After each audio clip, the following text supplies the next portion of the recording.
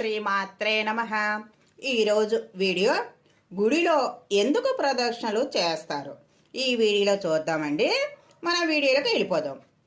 ప్రదక్షిణంలో ప్ర అనే అక్షరము పాపాలకి నాశనము, ద అనగా కోరికలు తీర్చమని, చి అన్న అక్షరము మరుజన్మలో మంచి జన్మ ఇవ్వమని, నా అనగా అజ్ఞానము ప్రారదోలి ఆత్మజ్ఞానము ఇవ్వమని.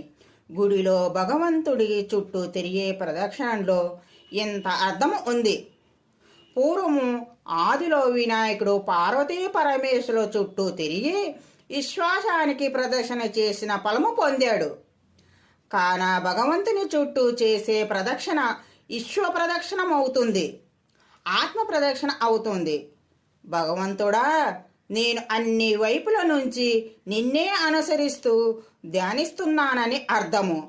మనము గుడిలో ఎందుకు ప్రదక్షిణ చేస్తామని ఈ వీడియోలో చూసాం కదండి. నెక్స్ట్ వీడియోలో కలుసుకుందాం. వీడియో నచ్చితే లైక్ చేయండి, షేర్ చేయండి, సబ్స్క్రైబ్ చేయండి. Thank you.